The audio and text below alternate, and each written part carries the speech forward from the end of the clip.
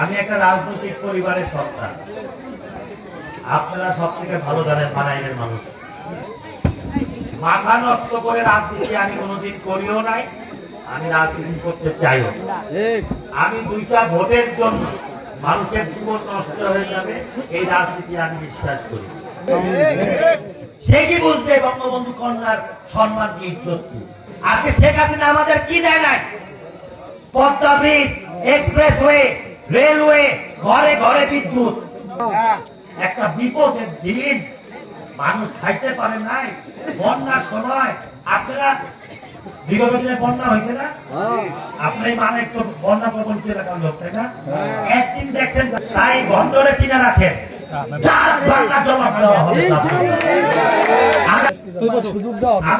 রাত 1টার সময় বাংলা উপজেলা থেকে আসছি, আমার গাড়ি গ্যারেজে ঢুকছে, আমি হাতটা থাবা দিয়া ধরে কইছি, ভাই আমার ইজ্জত রাখেন, কেউ কারো ঘরে, কারো বাড়িতে, কারো গায়ের উপরে আক্রমণ করবেন না, কেউ প্রতিশোধ নেবেন না।